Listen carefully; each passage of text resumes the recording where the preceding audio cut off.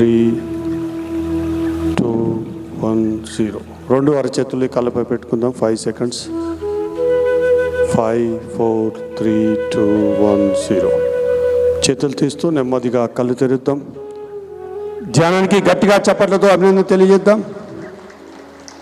మన కలయిక కారణమైన పత్రి గారికి గట్టిగా చప్పట్లతో అభినందన తెలియజేద్దాం. మేడం సర్ణమాల పత్రి గారికి గట్టిగా చప్పట్లతో, మహాశివరాత్రి ధ్యానానికి గట్టిగా చప్పట్లతో అభినందన తెలియజేద్దాం. మహాశివుడికి చక్కటి ప్రోగ్రాం ఏర్పాటు చేసిన పిరమిడ్ స్పిరిచువల్ ట్రస్ట్ హైదరాబాద్ వారికి గట్టిగా చప్పట్లతో అభినందన తెలియజేద్దాం. మంచి భోజనాలు వడ్డించిన వైష్ణవి క్యాటరర్స్ గారికి గట్టిగా చప్పట్లతో అభినందన తెలియజేద్దాం. ఈరోజు భోజనాన్ని స్పాన్సర్ చేసిన అక్షయ ట్రస్ట్ వారికి కూడా గట్టిగా చప్పట్లతో, Anuradha madam and group. Thank you my dear friends. Balakrishna గారు, మన హైదరాబాద్ ట్రస్ట్ మేనేజింగ్ ట్రస్ట్ గారు, వారిని వేదికపైకి ఆహ్వానించుకుందాం. అలాగే వంశీ గారు,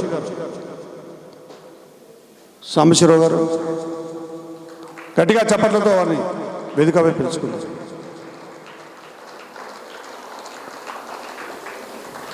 thank you my dear friends. పొద్దున చక్కటి సెషన్ ముగించుకున్నాం.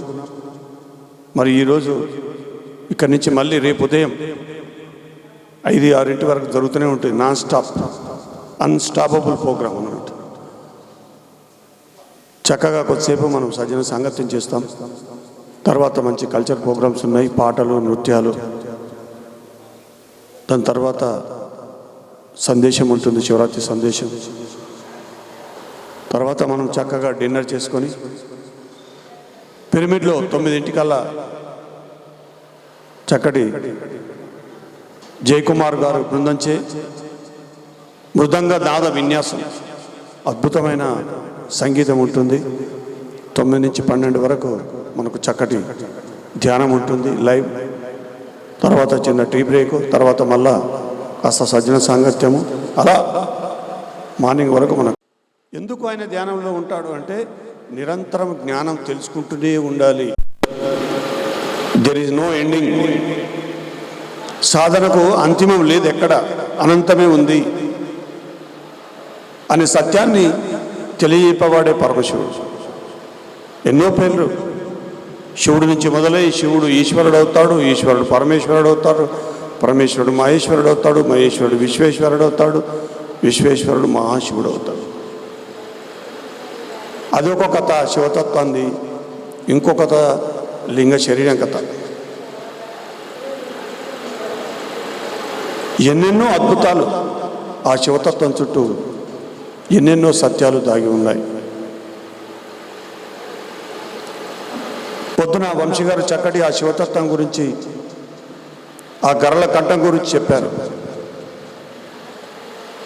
అంటే విషపు మాటలు ఏవైనా సరే, విషపూరిత మాటలు ఏవైనా సరే మన సాధన చేస్తూ ఉంటే, అంతకుముందు ఏవైనా మాటలు ఇలా లోపలికి వెళ్ళంగానే అవి బయటకు ఎవరు చెప్తామా అన్నట్టు ఉంటుంది మన పరిస్థితి. అవి విషపు మాటలు, అవి చెప్పకూడదు, కానీ మనం లోపల దాచుకోలేము. దాన్ని ఎలా నియంత్రణ చేయాలో తెలియదు. ఈ కంఠంలో దాచుకోవాలి, కానీ ఆ విషపు దాచుకునే పరిస్థితి ఉండదు. కానీ నువ్వు శాకాహారిగా మారి ఆహార నియమాలు పాటిస్తూ సాధన చేస్తూ ఉంటే నీ లోపల నుంచి ఇక్కడ ఎట్టి పరిస్థితులు అక్కడ ఉండదు. ఇక్కడి నుంచి ఇలా వచ్చేసి ఈ గొంతులో ఆగిపోతుంది. ఇక్కడ అదెవరో ఆటోమేటిక్గా డోర్ లాక్ చేసినట్టే ఇక్కడే ఉంటుంది ఆ మాట. ఈ నోట్ల నుంచి నువ్వు రమ్మన్నా రాదు, అది సాధన నుంచి జరుగుతుంది. నువ్వు ఆపితే ఆగదు అది, కానీ సహజంగానే అది ఇక్కడి నుంచి వచ్చి ఇక్కడ ఆగిపోతుంది. గరళకంఠం అందరికి, ప్రతి ఒక్కరికి ఆ గరళకంఠము నియంత్రణలో లేనప్పుడు ఒకలాగా పనిచేస్తుంది. నీ నియంత్రణలోకి వస్తే అది ఇంకొకలాగా పనిచేస్తుంది. ఆ నియంత్రణలో లేదు, నువ్వు సాధన చేయలేదు, ఆహార నియమాలు పాటించలేదు, నీ కంఠంలో నుంచి ఎప్పుడు గరుకు మాటలు వస్తాయి, విషపూరిత మాటలు వస్తాయి. ఎందుకంటే నీ లోపల విషమే ఉంది, ఆ విష ప్రపంచమే ఉంది నీ లోపల.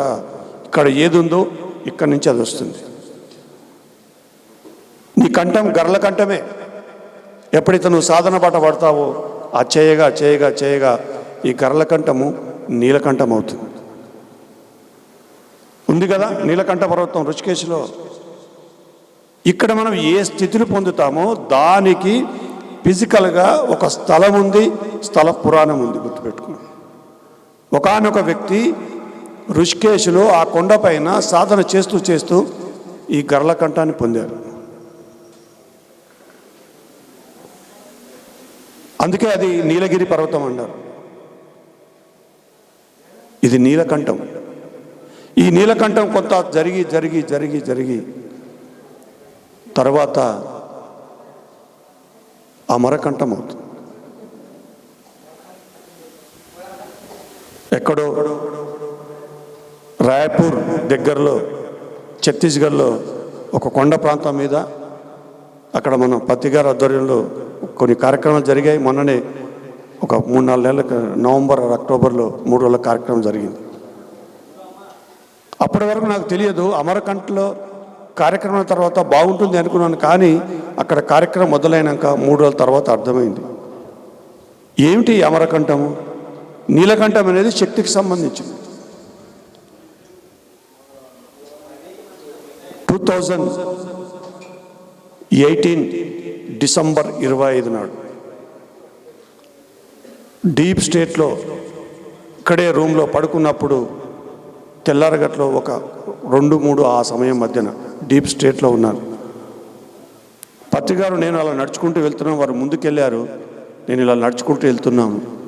ఒక పాము వచ్చింది. అది చూస్తున్నాం కానీ అది బంగారు వర్ణంగా మారింది. ఏంది పాము ఎదురుగా ఉందని చూస్తూనే ఉన్నాను. అలా లేచి వచ్చి ఈ మెడలో పడ్డది ఆ పాము. ఒక పెద్ద అరుపరిచాను, కానీ చూస్తే మా ఆవిడ అలా పడుకొని ఉంది. ఆ రోజు ఈ కంఠానికి నీలకంఠంగా మారిందని 3 రోజుల తర్వాత అర్థమైంది నాకు. ఒక శక్తి ప్రవాహమే ఆ రోజు నుంచి. ఒక కొత్త మలుపు జరిగింది నా ఆధ్యాత్మిక ప్రయాణం, ఆ యొక్క సాధన. ఓహో, ఎవరు ఏదో రకంగా కొన్ని అనుభవాలు అది ఊహ కూడా అందాయి. అది స్వప్న స్థితిలో మాత్రమే జరుగుతుంది. అప్పుడు మాత్రమే తట్టుకుంటాం, లేకపోతే మన వల్ల కాదు. అలాంటి అపురూపం. నిద్ర ఆషామాషి కాదు. నిద్ర అదైది పెద్ద కథ. అది ఒక అపురూపమైన సత్యం. ఆవిడ ఎక్కడ ఆ నిద్రాణ స్థితిలో ఉన్న ఆ స్థితి నుంచి ఎలా తను బయటకు వస్తుందో అది అపురూపమైన సత్యాలతో కూడుకొని ఉంది. ఆ రోజు నుంచి సాధన ఒక కొత్త మలుపు తిరిగింది. అప్పుడు చేయగా చేయగా చేయగా మొన్న ఆ అమరకంఠం ఏందో తెలిసింది. అందరూ ఏం సార్ నీ గొంతులో ఏదో తీయదనం వచ్చింది. ఈ నాలుకలో నుంచి మన లాలాజలం అంతా తీయగా రుచికరంగా తెలుస్తూ ఉంటుంది మనకు. మన గొంతు మీద ఆ గొంతే మనకు చెప్తూ ఉంటుంది, అరే మన గొంతే మనకు ఇనసొంపుగా ఉంటుంది, మన మాట మనకి ఇనసొంపుగా ఉంటుంది. మన మాటని మనం ఎప్పుడైతే ఇష్టపడతామో, మన మాటను మనకు ఇనసొంపుగా ఉంటుందో మన మాట అందరూ వింటారు. గుర్తుపెట్టుకో.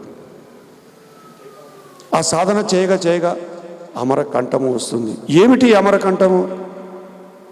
ఈ కంఠానికి అమరత్వము అంటే నీ లోపల నుంచి వచ్చిన ప్రతి వాక్కు ఫలించే తత్వమే అమరకంఠము. చావు లేనిది. నీ మాటకు చావు ఉండదు. ఫలించి తీరవలసిందే నీ వాక్కు.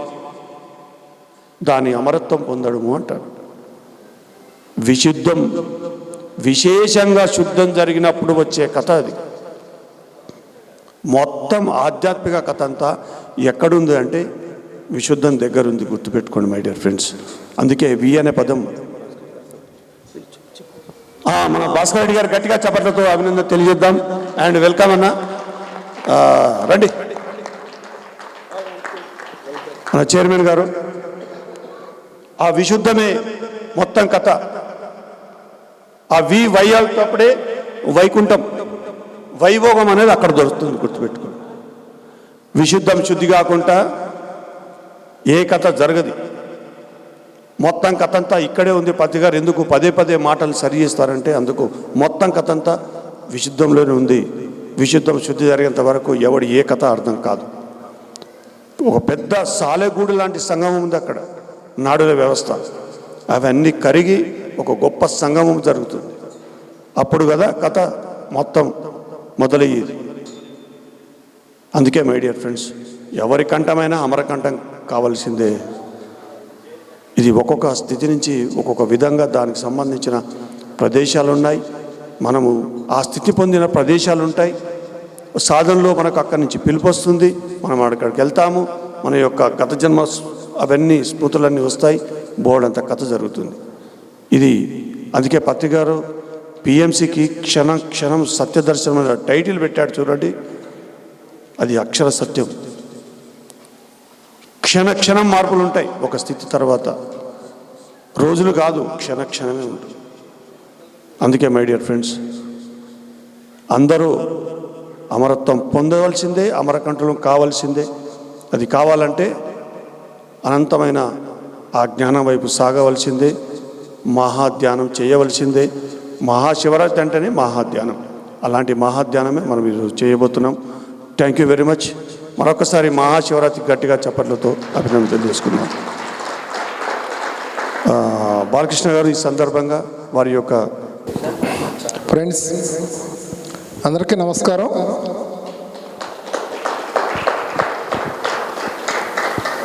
మరి శివరాత్రికి కైలాసపూరికి వచ్చిన మీ అందరికీ కూడా స్వాగతం. మార్నింగు పిఎంసిలో ఈ ప్రశ్నలు సమాధానాలు అనే దాంట్లో వాళ్ళు ఒకటి అడిగారు, జాగరణ గురించి అడిగారు. జాగరణ ఏంటి అంటే మేల్కొంటాం. అంటే రాత్రంతా మనం మేల్కొంటున్నాం కదా, జాగరణ అంటే మేల్కోవడం. మరి నిజమైనటువంటి జాగరణ ఏంటి, నిజమైన మేలుకొలుపు ఏంటి అంటే అందరూ నిద్రపోతున్నారు అంటాడు ఓషో మాస్టర్ ఏం చెప్తాడు, అందరూ నిద్రపోతున్నారు మేల్కొలపండి. నిద్రపోవడం అంటే ఏంటి మళ్ళీ అంటే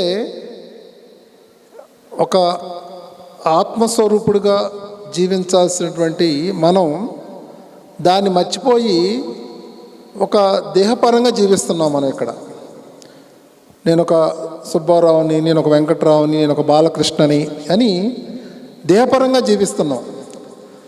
అంటే మన నిజస్థితి ఏంటి అనేది మనం మర్చిపోయాం. అంటే ఇక్కడ మన జీవితం అంతా కూడా ఎట్లా ఉందంటే నిద్రపోతానే ఉన్నాం మనం. సో ఆ మేల్కొల్పడానికి ఎంతోమంది మాస్టర్స్ ఈ భూమి మీదకి వచ్చారు. ఒక రావణ మహర్షి అవ్వచ్చు, ఒక బుద్ధ భగవానుడు అవ్వచ్చు, ఒక జీసస్ అవ్వచ్చు. వీళ్ళందరూ కూడా నిద్రపోతున్న వాళ్ళని లేపడానికి వచ్చారు, మేల్కొల్పడానికి వచ్చారు. ఆ మేల్కొల్పు అది మనకు కావాల్సింది, ఆ జాగరణ మనకు కావాలి. మరి ఈ మహాశివరాత్రి రోజు, ఈ అద్భుతమైనటువంటి ఈ విశిష్టమైనటువంటి రోజు, అద్భుతమైనటువంటి ఎనర్జీస్ ఈరోజు ఈ భూమి మీదకి రావడం జరుగుతుంది. మరి ఈ టైంలో అంటే మేల్కొని అంటే మనం అంటే నిద్ర అనుకుంటున్నాం మనం. సో ఈరోజు మనం సాధన చేసినప్పుడు, ధ్యానం చేసినప్పుడు నిజమైనటువంటి ఆ మేల్కొల్పు అనేది మనకు జరుగుతుంది. అది జాగరణ.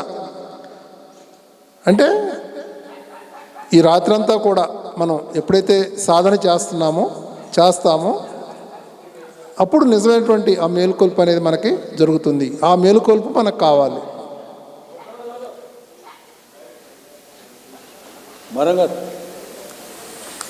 అది ఫ్రెండ్స్. మరి సో సాధన ఈరోజు బాగా చేద్దాం. మరి ప్రతి పౌర్ణమికి మరి ఇక్కడ చక్కగా అమావాస్యకి చక్కని మెడిటేషన్ చేసుకునే అవకాశం మనకి ఈ సంవత్సరం దొరికింది. కాబట్టి దీన్ని అందరూ కూడా చక్కగా మరి ఉపయోగించుకోండి. మరి థ్యాంక్ యూ ఫ్రెండ్స్. తమహ పత్రేజీ గారికి శతకోటి వందనాలు తెలియజేస్తున్నాను. అందరికీ శివరాత్రి శుభాకాంక్షలు. నా పేరు వీరప్ప, మాది బోధన్. నేను 2007లో ధ్యానంలోకి వచ్చాను. అంతకుముందు యోగా మాస్టర్గా ఉండేవాడిని. ధ్యానంలోకి వచ్చిన తర్వాత అసలైన జీవితం ఏంటో నేను గురువుగారి ద్వారా జీవిత సత్యాన్ని తెలుసుకొని ఆ రోజు నుంచి దేదీప్యమానంగా వెలుగుతుంది నా జీవితం.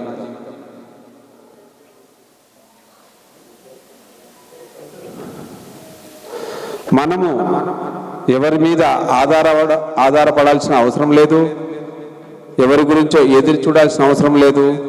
మనలో ఎన్నో దివ్యశక్తులు ఉన్నాయనే సత్యాన్ని నేను తెలుసుకున్నాను. నాకు ఏది కావాలన్నా నా లోపలికి నేను వెళ్తాను. నేను అలాగే చూసుకొని అసలు ఎన్నో అనుభవాలు పొందాను. నాకు వచ్చిన అనుభవాలు చాలా అద్భుతం, అమోఘం. డెత్ ఎక్స్పీరియన్స్తో పాటు ఎన్నో రకాల అనుభవాలు వచ్చాయి. అవన్నీ నేను కోరుకోగానే వచ్చాయి. ప్రతి ఒక్కటి ప్రాక్టికల్గా తీసుకునేవాడిని నేను. ఇదేంటి ఇలా జరిగింది, ఇది ఎందుకు రావడానికి కారణం ఏంటి అని దాని గురించి క్షుణ్ణంగా మళ్ళీ మెడిటేషన్లో కూర్చొని తెలుసుకునేవాడిని. అలాగే ఈ మధ్యన నాకు ఒక కొత్త సత్యం తెలిసింది. నేను గత సంవత్సరం 41 days ఫుల్ నైట్ మెడిటేషన్ చేశాను. ఆ టైంలో నాకు వచ్చిన మెసేజ్ ఏంటంటే,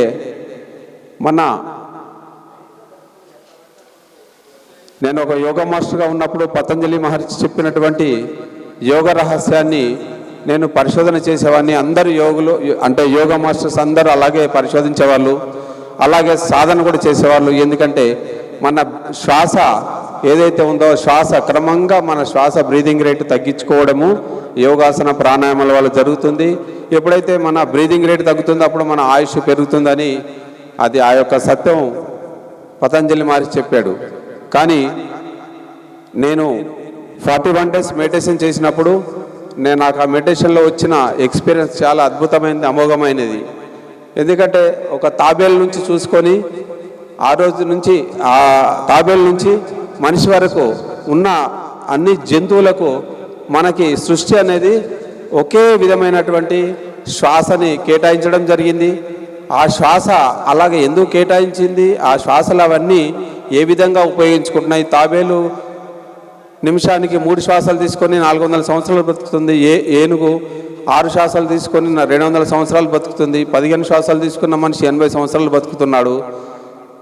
అలాగే శ్వాసని తగ్గించుకున్న 12 శ్వాసలు తీసుకున్న వ్యక్తి 100 సంవత్సరాలు బతుకుతున్నాడు.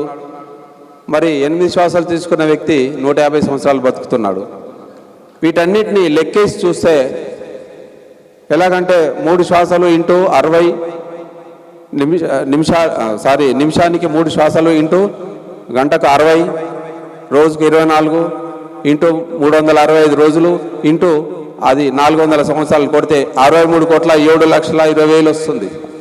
అలా ఈ యొక్క క్రమక్రమంగా ఏనుగుకు అన్ని శ్వాసలు వచ్చాయి. 15 శ్వాసాలు తీసుకున్న మనిషికి అన్ని శ్వాసలు వచ్చాయి. కావాలంటే మీరు లెక్క క్యాలిక్యులేటర్ మీద కొట్టుకొని చూడండి. చాలా అద్భుతమైనటువంటి ఫిగర్ 63,07,20,000 శ్వాసలు వచ్చాయి. ఏంది ఈ ఫిగర్ కనపడడం ఏంటిది, ఇలా రావడం ఏంటిది అనుకున్నాను. నేను అన్నిటికీ క్యాలిక్యులేట్ చేస్తే అన్నిట్లో అదే ఫిగర్ వచ్చింది. అప్పుడు తెలుసుకున్నాను వెంబడే నాకు ఏదైతే ఆ యొక్క విజన్ అదొక మెసేజ్ వచ్చిందో ఆ మెసేజ్ని ఒక 15 రోజుల్లో గురుగారు ద్వారా ఆ పత్రిజీ ప్రబోధాల దాంట్లో ఒక మెసేజ్ విన్నాను నేను. మన శ్వాసలు తగ్గించుకుంటే మన ఆయుష్ పెరుగుతుందనే ఒక సత్యాన్ని ఆయన నోటి ద్వారా చెప్పడం కూడా విన్నాను. అదే మెసేజ్ అందుకంటే ముందు నాకు అలా రావడం జరిగింది. చాలా అద్భుతమైనటువంటి ఆ రోజు ఆ యొక్క మెసేజ్ వచ్చింది. అలా చాలా యొక్క అనుభవాలను నేను పొందడం జరిగింది.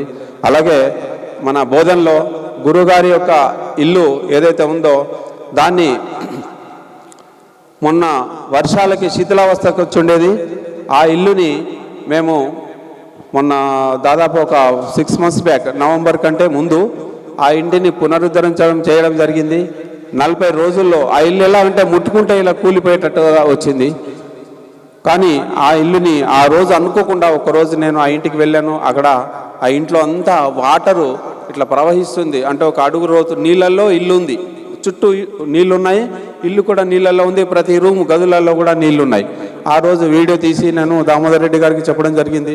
సార్ ఇలాగుంది ఇల్లు పరిస్థితి, ఇది మామూలుగా మీ పైనుంచి వర్షము ఏమన్నా లీక్ అయితేనే గోడలు కూలిపోతాయి, ఇప్పుడు నీళ్ళల్లో ఉంది, మరి ఇది పురాతన అయిపోయినటువంటి ఇల్లు, ఇది ఉంటుందో కూలిపోతుందో అని అంటే, అయ్యో అలా ఉందా, ఎట్లయితే మరి దాని గురించి మనము చాలా శ్రద్ధ తీసుకుందాము, మరి దాన్ని ఏదైనా చేద్దామని చెప్పి ఆయన అడిగి మరి చాలామంది మాస్టర్స్కి ఆ వీడియోని వైరల్ అయిపోయింది. ఆ వీడియో అందరికి పంపించడం జరిగింది.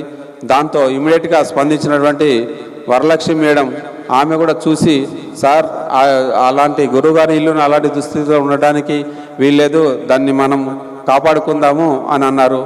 అదే కొత్త ఇల్లు కట్టడానికి కూడా మన వాళ్ళందరూ ముందుకొచ్చారు. కానీ గురువుగారి కోరిక మేరకు గురువుగారు అక్కడ ఆ ఇంటి యొక్క ఆనవాళ్ళు అలాగే ఉంచుతూ ఆ ఇంటిని పునరుద్ధరించాలని చెప్పారు. దానికోసం మేము 40 రోజుల్లో 40 లక్షలు ఖర్చు పెట్టి అధునాతనంగా ఇంకొక 30-40 సంవత్సరాలు 50 సంవత్సరాలైనా ఆ ఇల్లు చెక్కు చెదరకుండా ఉండే విధంగా తయారు చేయడం జరిగింది. చాలా అద్భుతంగా జరిగింది. మీరందరూ అక్కడికి వచ్చి అక్కడ ఉండటానికి వసతులు కూడా ఏర్పాటు చేశాము. చాలా అధునాతనంగా ఇప్పుడు ఆ ఇల్లు చూస్తే పాతగా ముందు చూసినటువంటి ఇల్లును చూస్తే మనం రాంగ్ అడ్రస్కి వచ్చామేమో అనిపిస్తుంది అక్కడికి వెళ్ళగానే. కానీ ఇల్లు అదే ప్లేస్ని దాన్ని అలాగ చేశాము. మరి అద్భుతంగా మాస్టర్లు అందరూ సహకరించారు. మాకు 40 lakhs పైన మాకు డొనేషన్స్ పంపించడం జరిగింది. ఇమీడియట్గా 40 రోజుల్లో పూర్తి చేసాము అన్ని డిపార్ట్మెంట్ వాళ్ళు కలిసి. అక్కడ చూడండి, అక్కడ వైబ్రేషన్స్ ఎంత ఉందో అంటే డైలీ ఒక 40-50 మంది అన్ని డిపార్ట్మెంట్ వాళ్ళు పనిచేసే వాళ్ళు అనమాట. ప్లంబర్ వర్క్, ఎలక్ట్రీషియన్స్, తర్వాత గోడలు చిప్పింగ్ చేయటము, మళ్ళీ ప్లాస్టింగ్ చేయటము, కాంపౌండ్ వాల్ కట్టడం, ప్రతి ఒక్కటి టైల్ వర్క్స్, ఇవన్నీ ప్రతి ఒక్కటి అక్కడ ఉన్న లేబర్ అందరు పనిచేస్తుంటే వాళ్ళు అక్కడికి వచ్చి మన యొక్క ఆహారాన్ని మధ్యాహ్నం వాళ్ళకందరికీ ఉచితంగా మనం భోజనం పెట్టేవాళ్ళము. అక్కడ భోజనం తిని వాళ్ళల్లో ఎంతో మార్పులు చూసాం. వాళ్ళందరూ వాళ్ళ ఇళ్లలో వాళ్ళందరూ చెప్తున్నారంట, మీ పనికొచ్చి నుంచి మా ఇంటి వాళ్ళు వీళ్ళందరూ తాగి ఏదోదో చేసేవాళ్ళు చాలా సక్రమంగా క్రమశిక్షణతో ఉంటున్నారు, ఇంటికాడ వచ్చి ఉంటున్నారు, అయితే మళ్ళీ మీ పనికే వస్తున్నారు, ఏమీ చేయట్లేదు, ఎలాంటి అసలు ఇది లేదు. వాళ్ళలో చాలా మార్పు వచ్చింది మీ పనికి రావడం వల్ల. చాలా అద్భుతంగా ఉంది సార్ మీ ఇంటి దగ్గరికి రావడం అనేది. అక్కడ ఉన్న లేబరు ఎక్కడ బీహార్ నుంచి వచ్చిన అక్కడ వాళ్ళ ఫ్యామిలీతో వచ్చారు, వాళ్ళు కూడా చెప్తున్నారు, సార్ ఇక్కడికి వచ్చిన తర్వాత మాకెందుకో మా పని చేస్తుంటే మాకెందుకో లోపల నుంచి చాలా మేమంతా ఇక్కడ దీనికోసం ఎందుకో వచ్చేమేమో అనిపించింది అని చెప్పి చాలా వాళ్ళు ఉత్సాహంగా చెప్పడం జరిగింది. సరే మీరందరూ అక్కడికి రావాలని కోరుకుంటున్నాను. మరి ఈ అవకాశం ఇచ్చినటువంటి మరి మన దామోదర్ రెడ్డి గారికి, ఈ వేదిక మీద ఉన్న పెద్దలందరికీ నమస్కరిస్తూ ముగిస్తున్నాను. Thank you very much. అంటే మాకు ఇస్తే మళ్ళీ ఏమో అందుకు థ్యాంక్ యూ. గట్టిగా చెప్పలు కొడదాం ఈరోజు కార్యక్రమానికి. మహేశ్వర మహాపిరమిడ్ క్షేత్రంలో ఈ కైలాసపురిలో అద్భుతంగా మనం పొద్దునుంచి సజ్జన సాంగత్యం, ధ్యానం, అమృతాహారం అన్నీ తీసుకున్నాం. కాసేపట్లో కల్చర్ ప్రోగ్రామ్స్ కూడా ఉంటాయి ఈ స్పీచ్ల తర్వాత రాత్రి అంతా ధ్యానం ఉంటుంది పిరమిడ్లో. ఈరోజు మహాశివరాత్రి. ప్రతి సంవత్సరం కన్నా ఈ సంవత్సరం ఇంకా ఈ కట్టాల్లో విభిన్నంగా జరుగుతుంది, ఎక్కువ సమయం జరుగుతుంది, ఎక్కువ మంది కూడా వచ్చారు. వాళ్ళందరికీ మనం వెల్కమ్ చెప్తూ గట్టిగా చెప్పలతో కొడతాం. కొత్త వాళ్ళు చాలామంది వచ్చారు ఇవాళ.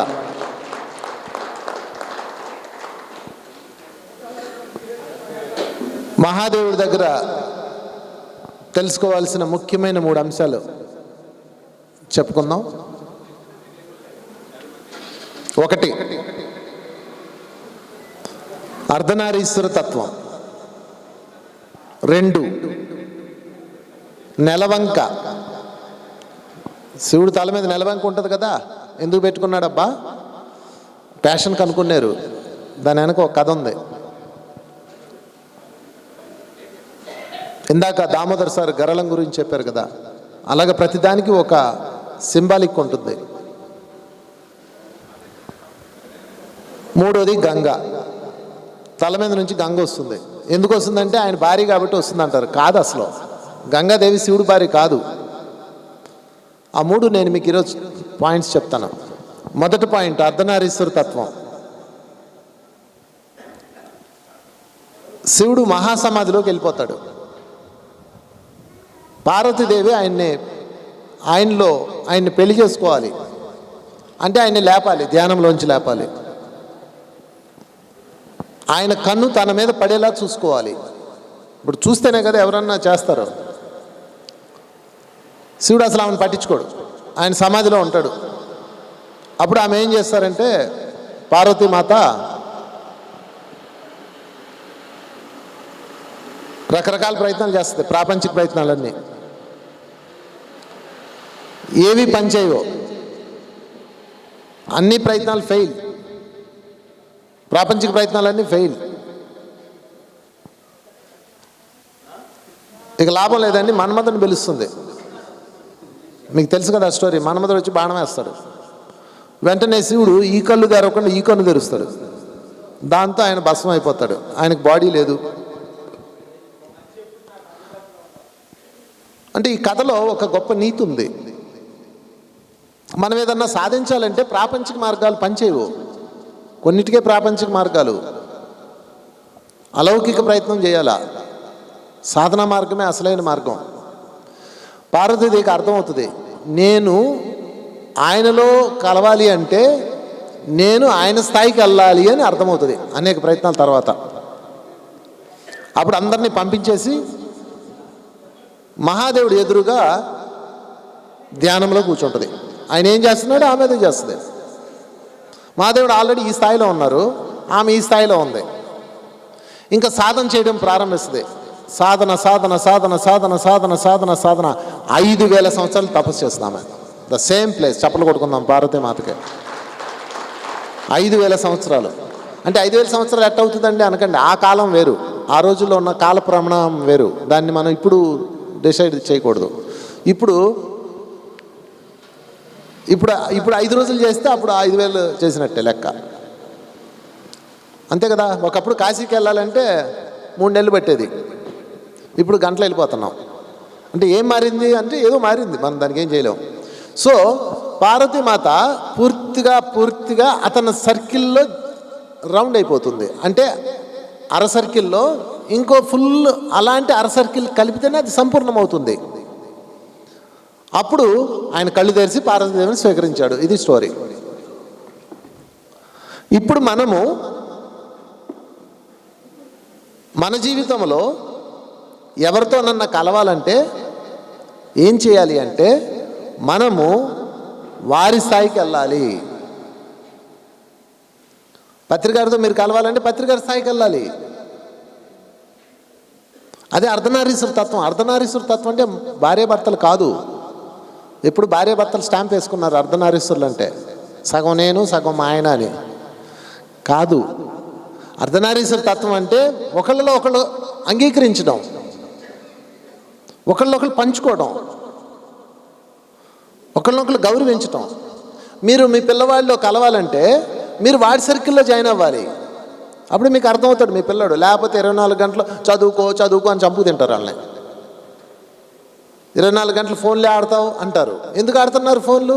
వాళ్ళకి మనకన్నా ఫోనే బాగుంది కాబట్టి, మనం వాళ్ళతో కనెక్ట్ అవ్వట్లేదు కాబట్టి. అది అర్ధనారీశ్వర తత్వం అంటే. మీరు మీ బిడ్డలో కలవలేదంటే మీరు అర్ధనారీశ్వరులు కాదు. మీ భర్త మీ మాట వినట్లేదంటే మీరు అర్ధనారీశ్వరులు కాదు. మీ భార్య మీ మాట వినట్లేదంటే మీరు అర్ధనారీశ్వరులు కాదు. అంతే, ఇంకేం లేదు ఇక్కడ. కలవాలంటే ఏం చేయాలంటే ఆ సర్కిల్లో పూర్తి అవ్వాలి, ఆ సర్కిల్లో మీరు జాయిన్ అవ్వాలి. అంటే ఒక ఆమె లేచి అడిగింది, అంటే మా ఆయన రోజు తాగి వస్తాడండి, ఇప్పుడు నేను కూడా జాయిన్ అవ్వాలని అడిగింది. నువ్వు జాయిన్ అవ్వద్దు కానీ దాన్ని అంగీకరించని చెప్పా. రోజు వాడు తాగి రాగానే చిందులేసేది, వాడు 4 బాధేవాడు. అంటే ఇప్పుడు నన్ను ఏం చేయమని అంది జాయిన్ అవ్వు అని చెప్పా. ఇంకన్నీ నేనే చెప్పేస్తానేంటి. సరే అయితే అని 2వ రోజు వచ్చాడు. రాగానే తాగేసి వచ్చాడు. మామూలుగా ఏమో జుట్టు పీక్కొని దేవుడా నా కాపురం ఎలా అయిపోయిందని పిల్లల్ని బాధేసి వాడిని బాధేసి వాడు ఏమైనా బాధేసి గందరగోళం అవ్వాలి రూల్ ప్రకారం. కానీ ఈరోజు ఏం జరిగిందో తెలుసా? ఏమండి తాగొచ్చారా అంది.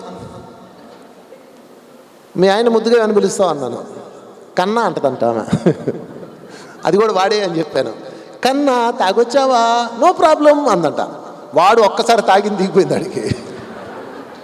ఎందుకంటే తాగినోడికి వాడిని తిడితేనే ఆడి కిక్కు. అది జాయిన్ అవ్వడం అంటే, క్లాస్ కాదు. వాడి దెబ్బతో దిగిపోయింది అడిగి. ఇదేంట్రా ఇలా వద్దని లోపలికి వచ్చాడు అనుమానంగా. లోపలికి రండి, మీరు చదువుకోండి పిల్లలు అందే. లోపలికి తీసుకెళ్ళింది గదిలోకి, తలుపేసేసింది, టీవీ ఫుల్ సౌండ్ పెట్టింది, దబిడిది బాధిందండి. చొక్కా సర్దింది, పౌడర్ వేసింది, బయటకు వచ్చింది, అంతే. వాడు చెప్పుకోడు కదా నన్ను కొట్టిందని. చూసారా, అదే అర్ధనారీశ్వర తత్వం అంటే. అంటే వాడి మీద యాక్షన్ తీసుకోవాలి, అవతల వాళ్ళ మీద ఎలా ఉండాలి, వాళ్ళ ఇగో మీద కొట్టకూడదు. తప్పు చేసినావు, నువ్వు తప్పు చేసావంటే వాడికి తెలియదా తప్పు చేసాడో లేదో, మీరేంటి చెప్పేది. పిల్లలు కూడా అంతే. సో ప్రతిదీ అర్ధనారీశ్వర తత్వంలోనే ఉంటుంది. ఇక్కడ ఒకటి నడవాలంటే మనం ఒకళ్ళనొకరు కలవాలి, ఒకళ్ళనొకరు అంగీకరించాలి. అంగీకారమే అసలైన ఆధ్యాత్మికత అండి. నేను బాలకృష్ణ గారిని అంగీకరించాలి, వారు నన్ను అంగీకరించాలి, అద్భుతంగా సాగిపోద్ది అర్ధనారీశ్వర తత్వంలో ఉంటే. ఏందయ్యా నువ్వు ఈ మధ్య గైడెడ్ మెడిటేషన్ అంట ఈ పెట్టావు అంటాడు ఒకడు. వాళ్ళు అర్ధనారీశ్వరులు కాదు. ఎదుటివాడిని అంగీకరించిన వాడు అర్ధనారీశ్వరుడు కాదు. అర్ధనారీశ్వరుడు కానివాడు శివుడు కాదు, అంతే. ఎందుకంటే ఈ లోకంలో అనేకం ఉంటాయి. ఒకళ్ళకి ఒక ప్రణాళిక వచ్చిందంటే, ఒకళ్ళు ఒక పని చేస్తున్నారంటే అది విశ్వం నుంచి వస్తుంది. ఎంత అద్భుతం. గైడెడ్ మెడిటేషన్ చేశాక పిఎస్ఎస్ మూమెంట్లో పెను విప్లవం వచ్చింది. గత 20 ఏళ్ళ నుంచి రానంత కొత్త నీరు పిఎస్ఎస్ఎంలోకి వచ్చింది. చప్పలు కొట్టుకుందాం గైడెడ్ మెడిటేషన్ మాస్టర్స్ అందరికీ.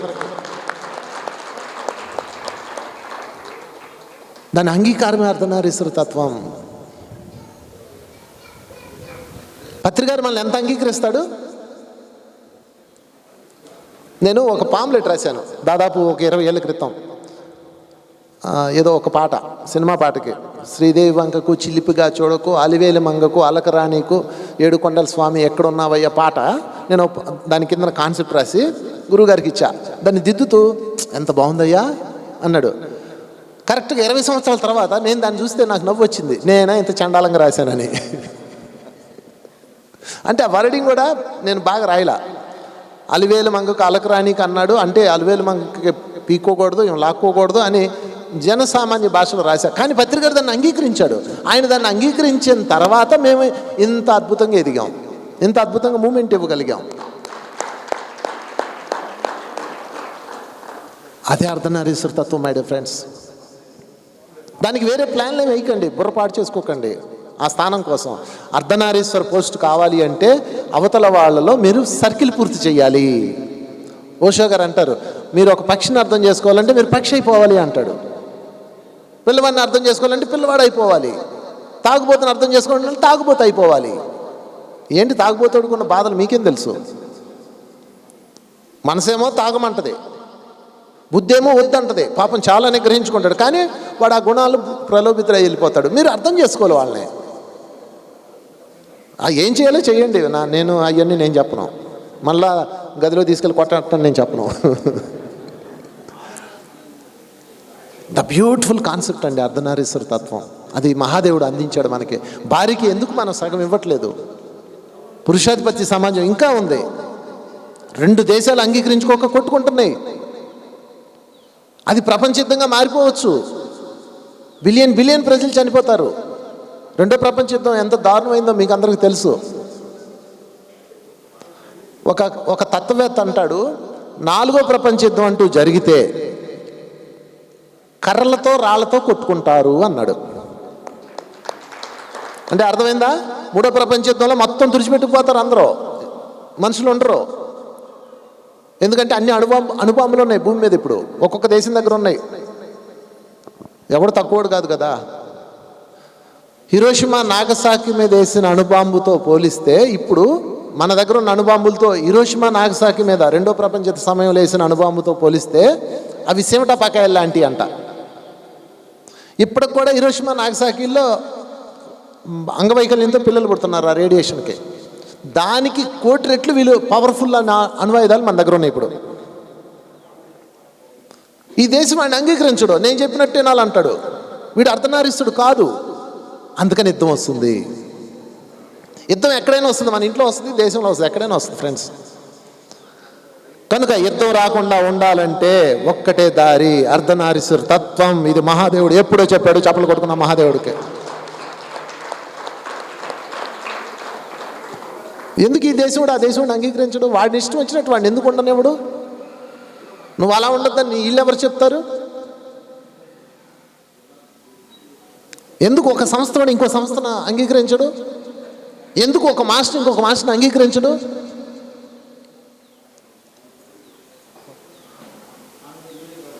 ఒక్కటే దారి. ఈ భూమి మీద ఎదగాలంటే అర్ధనారీసులు అయితే తీరాల్సిందే. అప్పుడే అర్థమవుతుంది మీకు, లేకపోతే ఏం అర్థమవుతుంది? పార్వతీదేవికి శివుడు ఎప్పుడు అర్థమయ్యాడంటే ఆమె ఇవన్నీ వదిలేసి సాధన చేసి ఆయనలో సర్కిల్ పూర్తి చేసి ఆయన అర్థం చేసుకుంది. ఓహో, ఆయన హృదయం గాయపడి ఉంది, ఆయన నేను డిస్టర్బ్ చేయకూడదు, ఆయనలో కామం పుట్టించే పిచ్చి పనులు చేయకూడదు, నా శక్తిని నేను పెంచుకొని ఆయనలో కలవాలి. చూసారా ఎంత బాగా అర్థం చేసుకుందో పార్వతీదేవి. కనుక ఈరోజు నుంచి, ఈ మహాశివరాత్రి నుంచి నేను అర్ధనారీసుడు అవ్వాలి ఫిక్స్ చేసుకోండి. అర్ధనారీసుడు అవ్వడం అంటే సగం చొక్కా ఆడవాళ్ళ బట్టలో సగం చొక్కా ఒక ప్యాంటు మగవాళ్ళది వేసుకోవడం కాదు. ద సింబాలిక్ అది. మన పురాణ ఇతిహాసాల్లో అద్భుతమైన పాయింట్స్ ఉన్నాయి. ఇందాక సార్ చెప్పారు బాలకృష్ణ గారు, మేలుకొని జాగారం అంటే మేలుకోలేదు మనం. ఎదుటివాడిని అంగీకరించలేని దౌర్భాగ్య స్థితిలో ఉన్నాడు, నిద్రపోతున్న వాడితో సమానం, చచ్చిన వాడితో సమానం.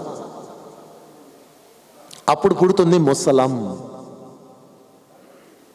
మీరు ఏ సంస్థలను తీయండి, ఇల్లు తీయండి, ఆఫీసులు తీయండి, ఆధ్యాత్మిక వ్యవస్థలు తీయండి, రాజకీయ పార్టీలు తీయండి, చక్కగా ఎలా ఎదిగి ఒక స్థాయికి వస్తాయి, టప్ అని పడిపోతాయి. ఎందుకు పడిపోతాయి తెలుసా? ముసలం పుడుతుంది. ముసలం అంటే ఏంటంటే, మీకు ఇది అర్థం కావాలంటే నేను మీకు మహాభారతంలో జరిగిన సంఘటన చెప్తా. కృష్ణుడు వల్లే నా బిడ్డలందరూ చనిపోయారని గాంధారి బాధపడి కృష్ణుడికి శాపం పెడుతుంది. నీ వల్లే నా పిల్లలందరూ చనిపోయారు కాబట్టి నీవు కూడా, నీ వంశం కూడా నాశనం అయిపోద్ది అని పెడుతుంది. అప్పుడు కృష్ణుడు అంటాడు, అమ్మ ఎందుకు నాకు శాపం పెడుతున్నావు? నీ బిడ్డలకి నేను చెప్పానా ఒకరినొకరు కొట్టుకు చావమని? నీ బిడ్డలకి నేను చెప్పానా ద్రౌపది వ్యవస్థను చేయమని? నీ బిడ్డలకి నేను చెప్పానా కుటుంబం మొత్తం దహనం చేయమని? వాళ్ళు అధర్మం చేశారు, బలైపోయారు. ఇప్పుడు వచ్చి నా చొక్కా పట్టుకున్నావే సభలోకి వచ్చి, సభలో పట్టుకుంటుంది వచ్చి కృష్ణుడిని. ఆ రోజు నీ కొడుకు ద్రౌపది వ్యవస్థను చేస్తున్నప్పుడు ఎందుకు రాలేదు అంటాడు. కనుక నీ వాస్తవానికి నువ్వు కారణం, వాళ్ళ వాస్తవానికి వాళ్ళు కారణం. సేతుమాసేడు చెప్పిన ఒక్క మాట మీరు ఇంకొక నిమిషంలో ప్రాణం పోతున్నప్పుడు కూడా మర్చిపోకూడని ఒక గొప్ప మాట, నా వాస్తవానికి నేనే సృష్టికర్తను. చపలు కొడదాం సేతుమాసేడికి. అదొక్కటే మొత్తం పునాది అంతా. అప్పుడు ఆమె రియలైజ్ అవుతుంది, అయ్యో కృష్ణ శాపం పెట్టేశాను, మరి ఎలాగా అంటది. నువ్వు శాపం పెట్టడం వల్ల జరగదమ్మా, జరగబోతుంది కాబట్టి నీ నోట్లోంచి వచ్చింది అంటాడు. చూడండి, జరగబోతుంది కాబట్టి ఆ టైంలో వాళ్ళు అలా అంటారు మన పెద్దవాళ్ళు, నువ్వు నాశనం అవుతారా అంటారు. అంటే వాళ్ళు అన్నారని మనం నాశనం అవ్వం, నాశనం అయ్యే పనులు చేశాం కాబట్టి వీళ్ళ ద్వారా ప్రకృతి సందేశం ఇచ్చింది నాశనం అయిపోతున్నావు అని. కృష్ణుడు జ్ఞాని కాబట్టి వెంటనే వెళ్ళి వాళ్ళ బ్యాచ్నంతా పోగేసి, ఒరే నాయన త్వరలో మీ అందరూ చావబోతున్నారు, ముసలం పుట్టబోతుంది. ముసలం అంటే ఏంటి అనుకున్నారు? ఈగో, అహం, ఆధిపత్యం. కనుక ఎరుకుతో ఉండండి అంటాడు, మేలుకోండి అంటారు. ఇందాక సార్ చెప్పారు బాలకృష్ణ గారు, చాలా అద్భుతమైన పాయింట్. మేలుకోండి. ఎన్రో కృష్ణుడు కొడుకు పేరు సాంబుడు. ఒక ఋషి వస్తాడు ఆ ఊరు.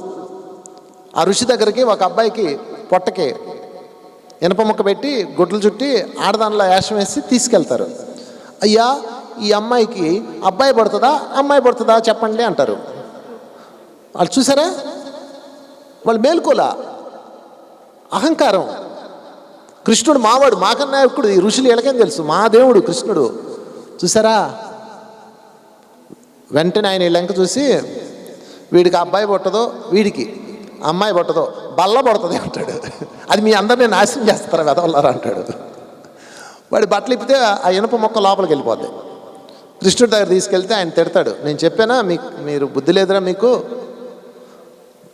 అహంకారం ఎంత నాశనం చేస్తుందంటే, ఇక్కడ మేమే కింగ్లం, మేమే పోటుగాళ్ళం, మేమే గొప్పవాళ్ళం అన్నారో అక్కడ ముసలం పుడుతుంది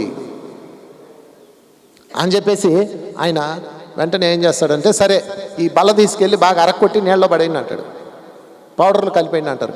ఆ బల్లని, అంటే బల్ల అంటే ఎనప మొక్క, దాన్ని బాగా తీసి పౌడర్ చేసి సముద్రం ఇసిరేస్తారు. ఇంత మొక్క మిగులుతుంది.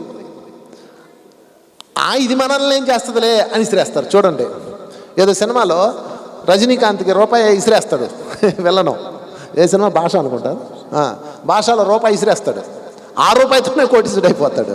అలాగా ఇది మనల్ని ఏం చేస్తలేని సముద్రం ఇసిరేస్తారు. అది చేప మింగుతుంది. శివాజీ ఎస్, అది ఒక విలుకాడు దొరుకుతుంది. ఆ విలుకాడు దాన్ని తీసుకొచ్చి బాణకు పెట్టుకుంటాడు. అది కృష్ణుడు మరణానికి సిద్ధమైపోయింది. తర్వాత ఈ సముద్రంలోకి వెళ్ళిపోయిన ఆ పౌడర్ ఉంటుంది కదా, అదంతా నీళ్ళలో నాని మళ్ళీ ఒడ్డుకొచ్చి పెద్ద పెద్ద కర్రలా తయారయ్యి కృష్ణుడు బ్యాచ్కి మరణానికి శాసనం అయిపోయింది. చూసారా ఎంత ముసలం ఎంత డేంజరు. ఇక వీళ్ళందరూ ఒకరోజు సముద్ర బొడ్డుకి వెళ్ళి చూడండి, ప్రకృతి అప్పుడు కూడా మీకు అవకాశం ఇస్తుంది మార్పు కోసం, మళ్ళీ అవకాశం ఇస్తుంది. మీరు ఇప్పుడన్నా అర్ధనారీశ్వరులు అవ్వండిరా, ఎదుటివాడిని అంగీకరించండి అని వెళ్ళి ఒకరినొకడు కొట్టుకుంటారు. నువ్వు అట్ట చేసావు, నువ్వు ఎట్ట చేసావు, నువ్వు అంత తినేసావు, నువ్వు ఇంత తినేసావు, నువ్వు పలానా యుద్ధంలో ఓడిపోయావు, నువ్వు ఎదవ్వే, నీకు పలానా వాళ్ళతో కనెక్షన్లు ఉన్నాయి, ఈ పచ్చికి తాగేసి కొట్టుకుంటారు. ఒకనొకడు కొట్టుకొని మొత్తం చనిపోతారు. చూసారా, దాని పేరే ముసలం. సర్వనాశనం చేస్తుంది. అది ఆర్థిక వ్యవస్థలో కానీ, కుటుంబాల్లో కానీ, దేశాల్లో కానీ, స్పిరిచువల్ సంస్థల్లో కూడా పుడుతుంది. అది మన మధ్య పుట్టొచ్చు. దానికి మందు ఒక్కటే. ఏంటా మందు? అర్ధనారీశ్వర తత్వం.